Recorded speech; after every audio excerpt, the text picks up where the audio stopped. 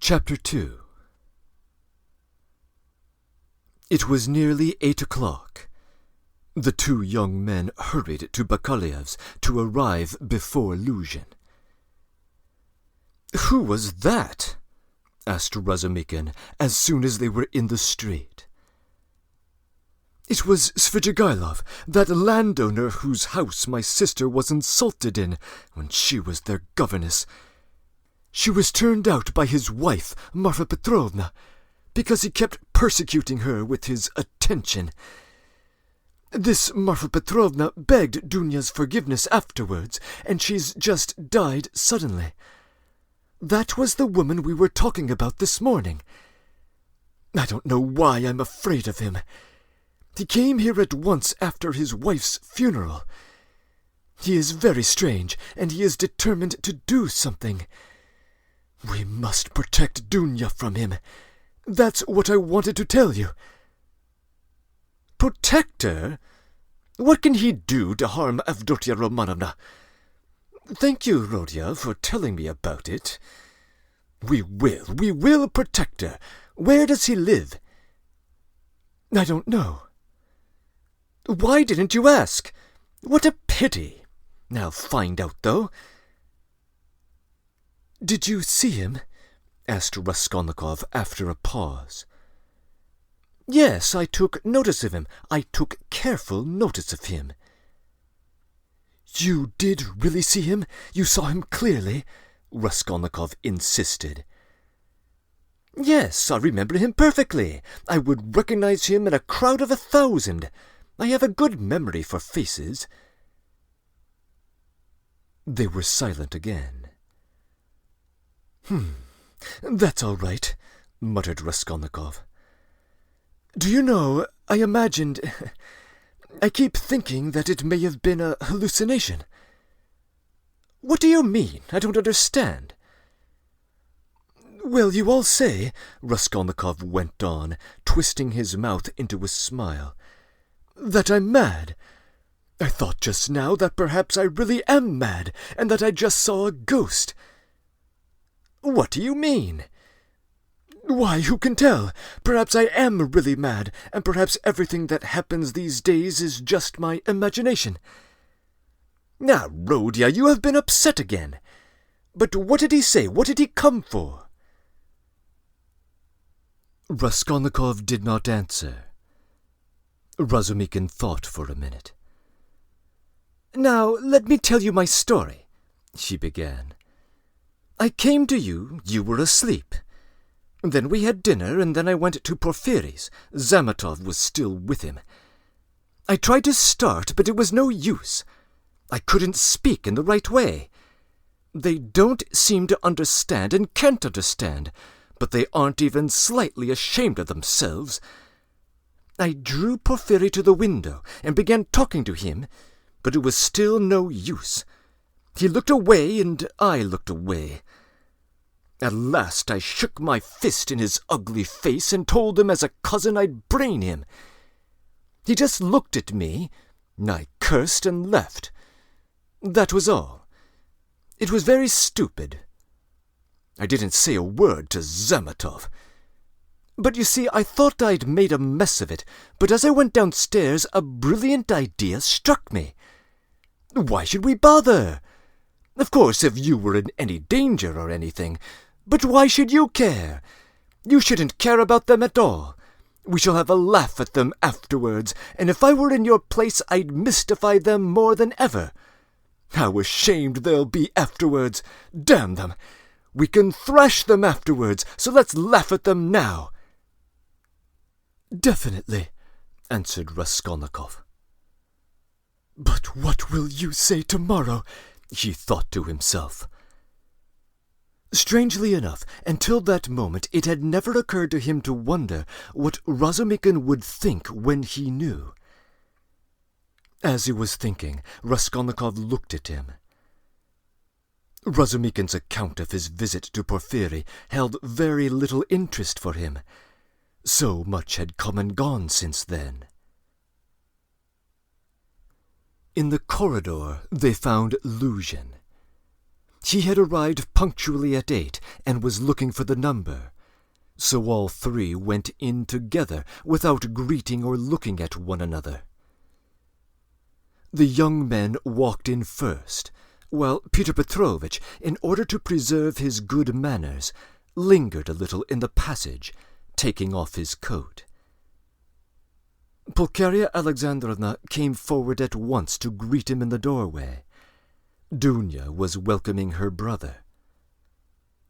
Peter Petrovitch walked in and quite amiably, though with even greater dignity, bowed to the ladies.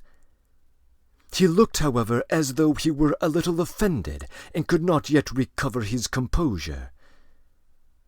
Pulcheria Alexandrovna, who also seemed a little embarrassed, quickly made them all sit down at the round table where a samovar was boiling. Dunya and Luzhin were facing one another on opposite sides of the table. Razumikhin and Raskolnikov were facing Pulcheria Alexandrovna. Razumikhin was next to Luzhin, and Raskolnikov was beside his sister. A moment's silence followed. Peter Petrovitch deliberately drew out a cambric handkerchief, stinking of scent, and blew his nose with an air of a kindly man who felt offended and had decided to insist on an explanation. In the passage an idea had occurred to him to keep on his overcoat and walk away, and so give the two ladies a sharp and emphatic lesson and make them feel the seriousness of the situation. But he could not bring himself to do this. Besides, he could not stand uncertainty, and he wanted an explanation. If his request had been so openly disobeyed, there was something behind it, and in that case it was better to find it out beforehand. It was his task to punish them, and there would always be time for that. "I trust you had a good journey?" he asked Pulcheria Alexandrovna officially. "Oh, very, Peter Petrovitch." "I am pleased to hear it. And Avdotia Romanovna is not overly tired either." "I am young and strong. I don't get tired. But it was a great strain for Mother," answered Dunya. "That's unavoidable. Our national railways are of terrible length. Mother Russia, as they say, is a vast country. In spite of all my desire to do so, I was unable to meet you yesterday. But I trust everything passed off without any inconvenience." "Oh, no, Peter Petrovitch, it was all terribly disheartening," Pulcheria Alexandrovna declared hurriedly in a strange tone of voice. "And if Dmitri Prokofitch had not been sent to us, I really believe, by God himself, we would have been totally lost. Here he is, Dmitri Prokofitch Razumikhin," she added, introducing him to Luzhin. "I had the pleasure yesterday," muttered Peter Petrovitch with a hostile sideways glance at Razumikhin. Then he scowled and fell silent. Peter Petrovitch belonged to that class of people who on the surface are very polite in society, who make a great point of behaving properly, but who are completely disconcerted when they are contradicted about anything, and become more like sacks of flour than elegant, lively people of society. Again, everyone was silent. Raskolnikov was obstinately mute. Avdotia Romanovna was unwilling to start the conversation again too soon. Razumikhin had nothing to say, so Pulcheria Alexandrovna was anxious again. "Marfa Petrovna is dead. Have you heard?" she began, having recourse to her leading item of conversation. "Yes, I heard so. I was immediately informed, and I have come to tell you, that Arkady Ivanovich Svidrigailov set off in haste for Petersburg immediately after his wife's funeral. So at least I have excellent grounds for believing it." "To Petersburg? Here?" Dunya asked in alarm and looked at her mother. Yes, and doubtlessly not without some kind of intention, bearing in mind how swiftly he left in all the preceding circumstances. Goodness, won't he leave Dunya in peace even here? Cried Pulcheria Alexandrovna. I imagine that neither you nor Avdotia Romanovna has any grounds for uneasiness, unless, of course, you wish to communicate with him. As far as I am concerned, I am going to watch out for him. I am currently trying to find out where he is staying. Oh, Peter Petrovitch, you would not believe what a fright you have given me, Pulcheria Alexandrovna went on. I've only seen him twice, but I thought he was terrible, terrible. I am convinced that he was the cause of Marfa Petrovna's death. It's impossible to be certain about that. I have precise information.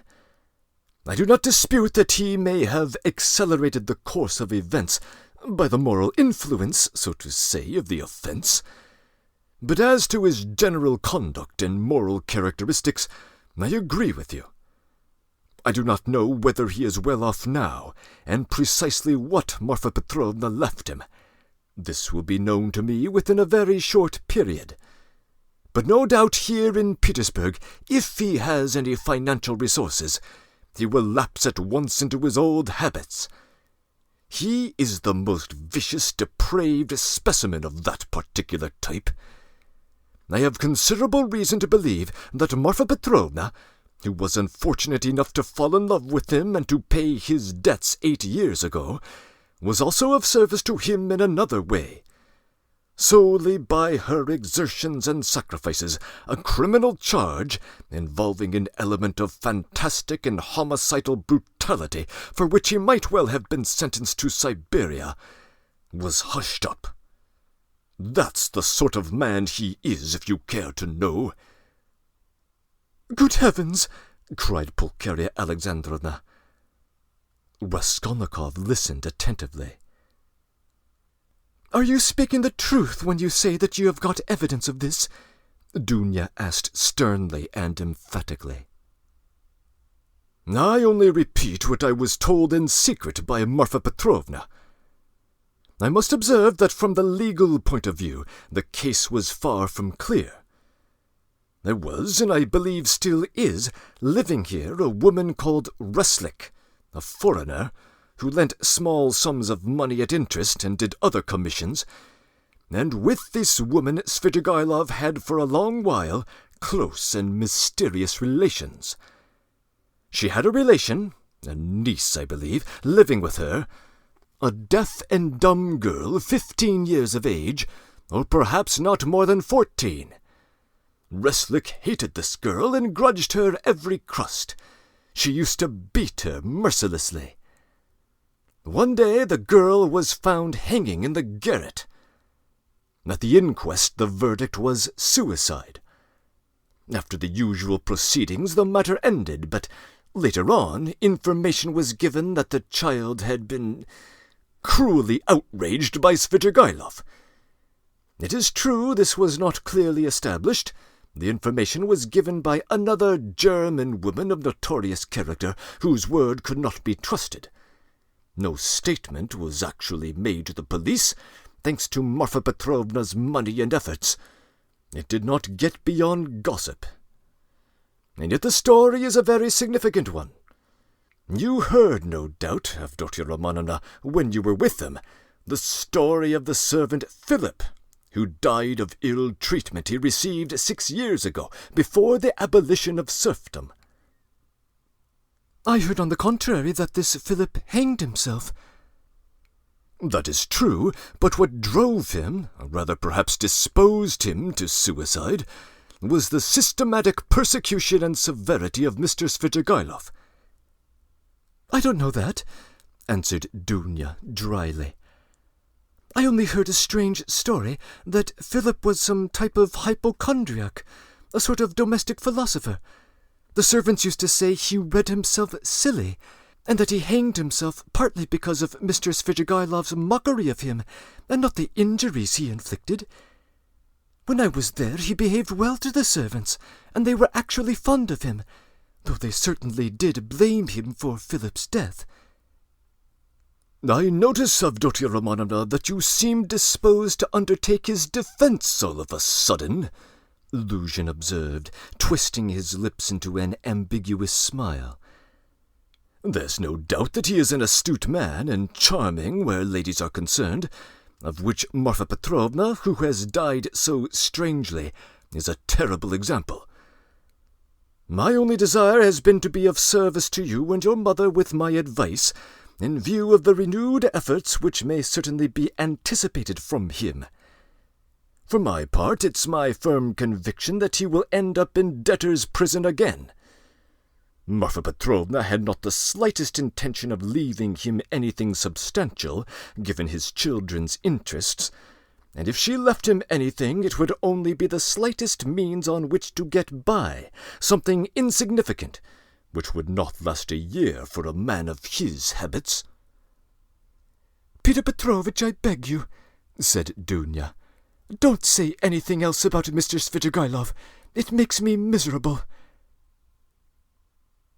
"He has just been to see me," said Raskolnikov, breaking his silence for the first time.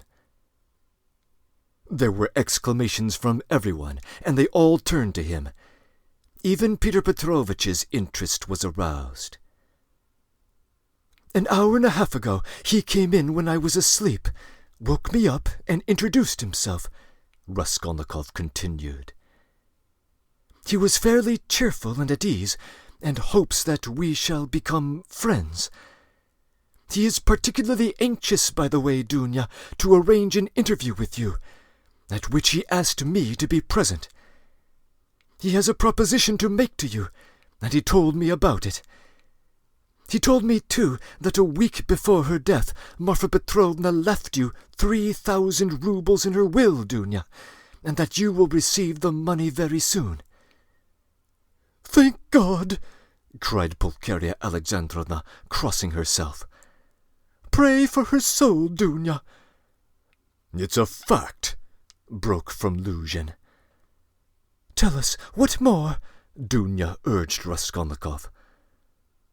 "Then he said that he wasn't rich, and all the estate was left to his children, who are now with an aunt. Then that he was staying somewhere not far from me, but where I don't know. I didn't ask." "But what is this proposition he wants to make to Dunya?" cried Pulcheria Alexandrovna in a fright. "Did he tell you?" "Yes." "What was it?" "I'll tell you afterwards." Raskolnikov ceased speaking and turned his attention to his tea. Peter Petrovitch looked at his watch. "I am compelled to keep a business engagement, and so I shall not be in your way," he added with an air of some pique, and he began getting up. "Don't go, Peter Petrovitch," said Dunya. "You intended to spend the evening here. Besides, you wrote yourself that you wanted to sort something out with Mother." "Precisely so, Avdotia Romanovna," Peter Petrovitch answered impressively, sitting down again, but still holding his hat. "I certainly desired to sort out a very important point with you and your mother, whom I respect so highly.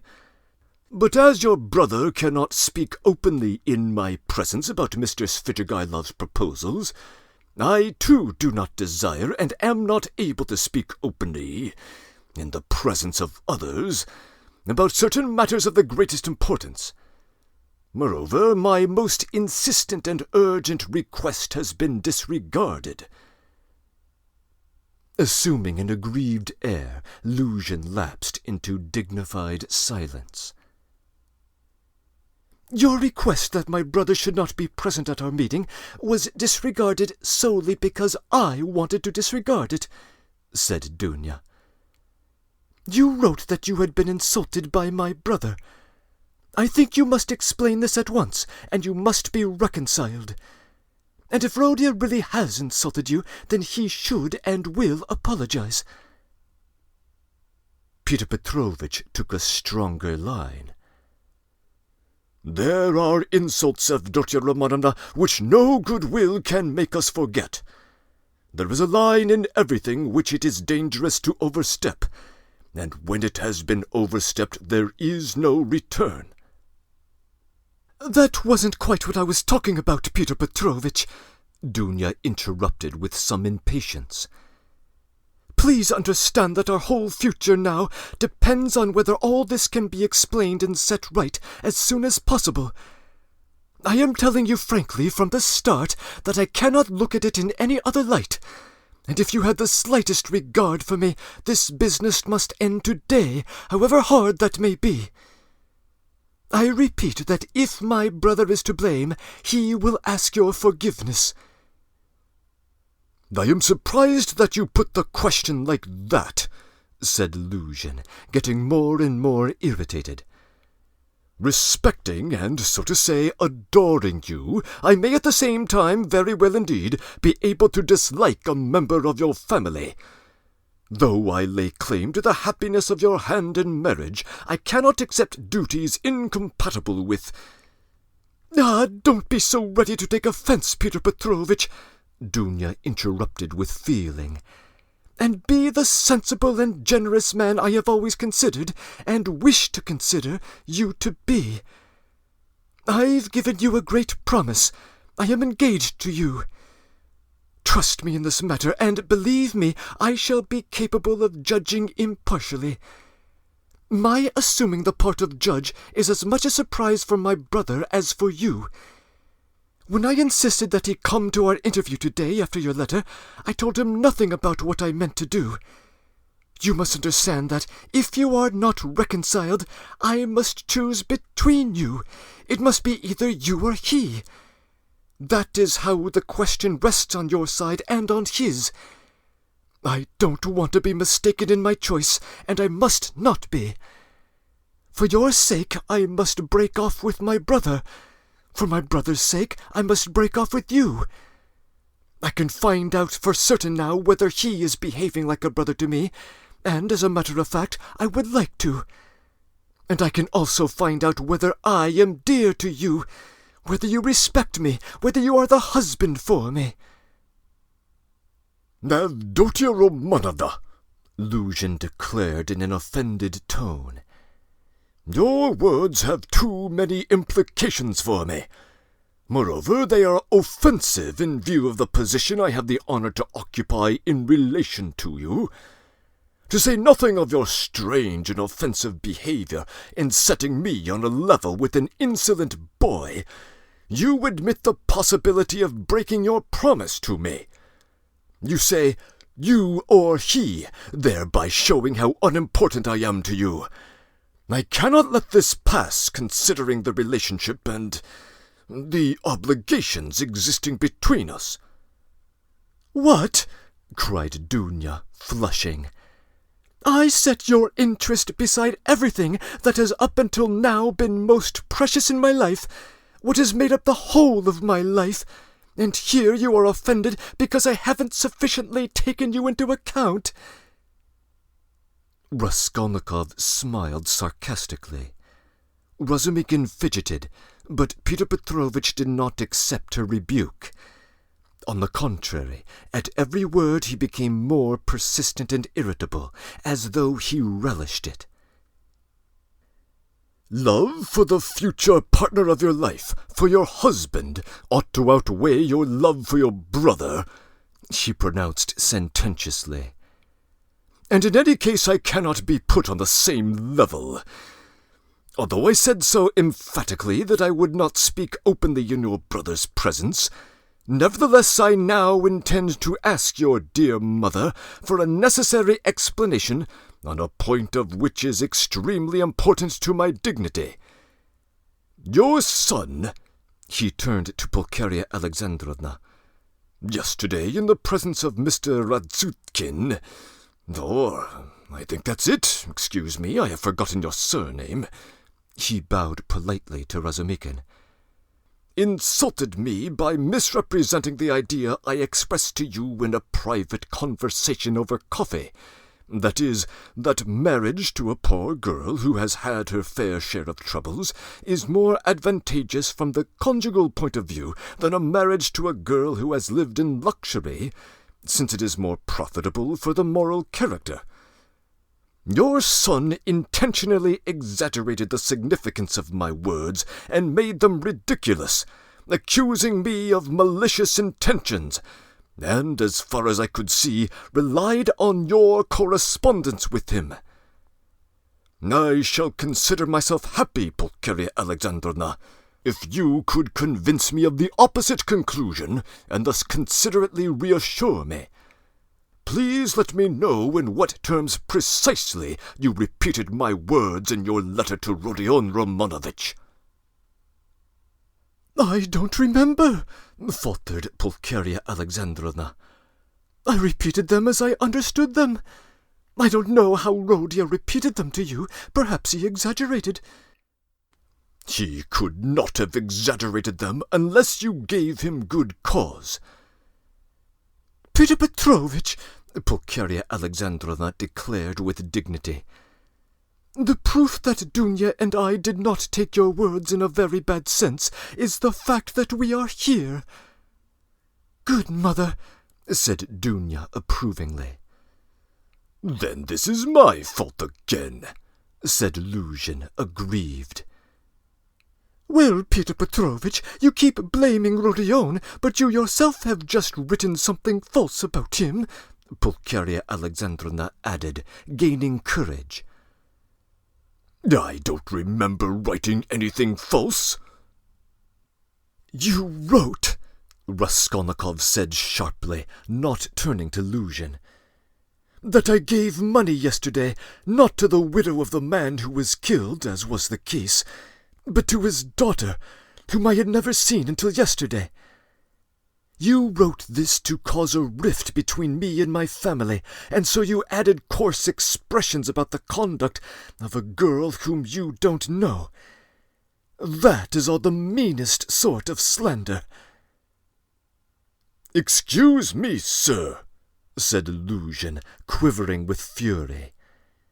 I enlarged upon your qualities and conduct in my letter solely in response to your sister's and mother's inquiries about how I found you and what impression you made on me.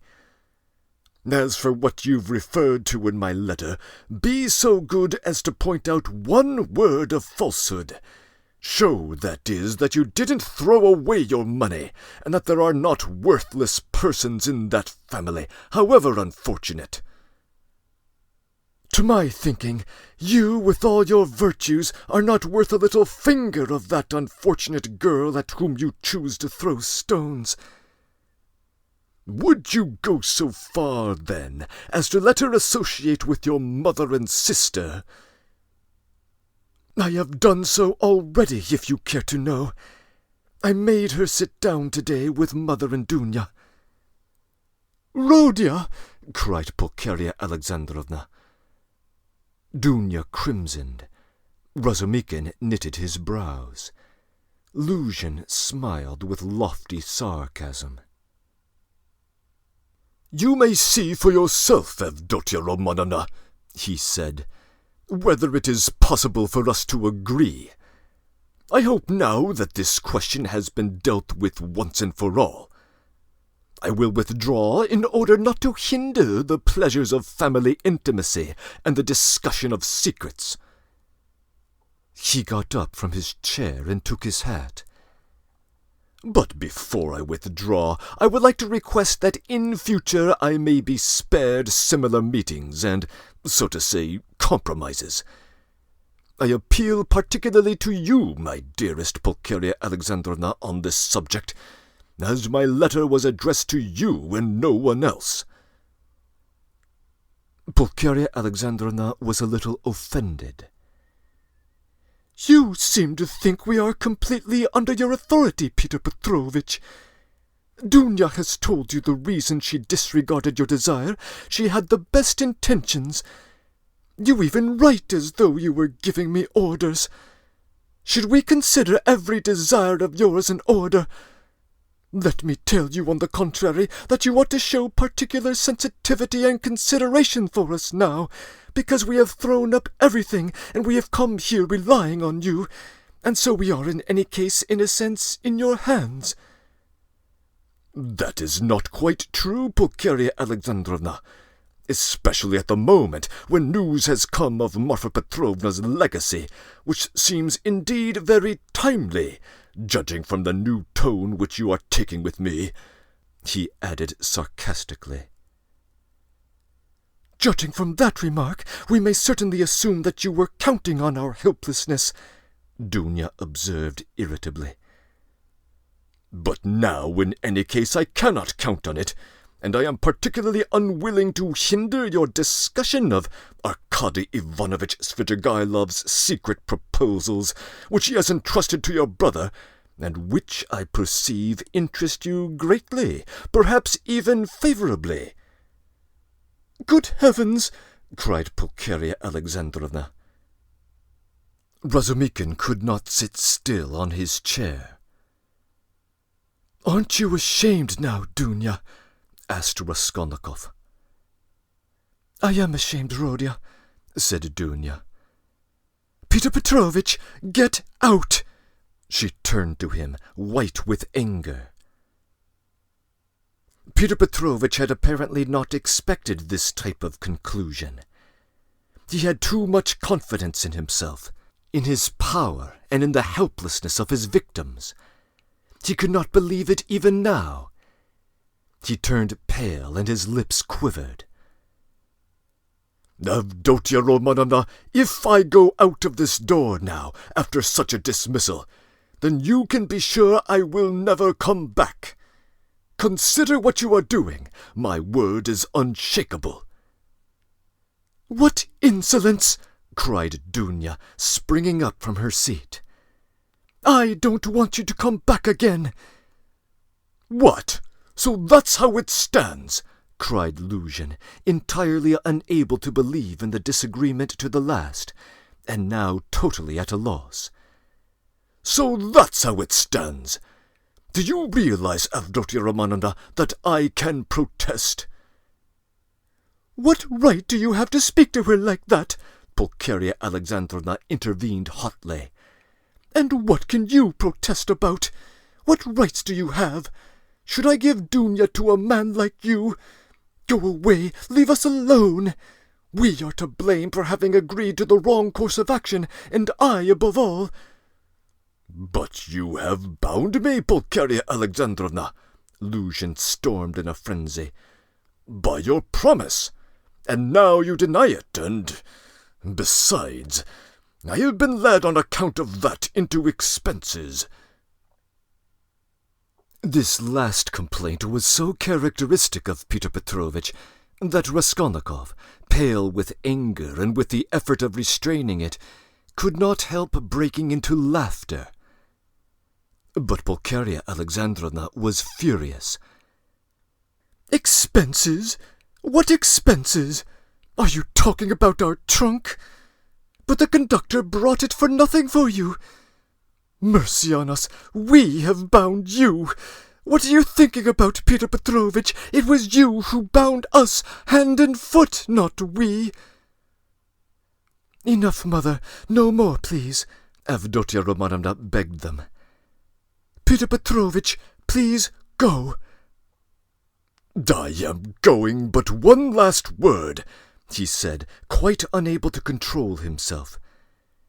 "Your mother seems to have entirely forgotten that I made up my mind to take you, so to speak, after the gossip of the town had spread all over the district in regard to your reputation. Disregarding public opinion for your sake, and reinstating your reputation, I certainly might well count on a fitting return, and might in fact look for gratitude on your part. And my eyes have only now been opened. I see myself that I may have acted very, very recklessly in disregarding the universal verdict." "Does the fellow want his head smashed?" cried Razumikhin, jumping up. "You are a mean and spiteful man," cried Dunya. Not a word, not a movement, cried Raskolnikov, holding Razumikhin back, then going close up to Luzhin. Kindly leave the room, he said quietly and distinctly, and not a word more, or... Peter Petrovitch gazed at him for some seconds with a pale face distorted by anger. Then he turned and left. And rarely has any man carried away in his heart such vindictive hatred as he felt against Raskolnikov. Him and him alone he blamed for everything. It is worth noting that as he went downstairs, he still imagined that his case was perhaps not entirely lost, and that, so far as the ladies were concerned, all might very well indeed be set right again.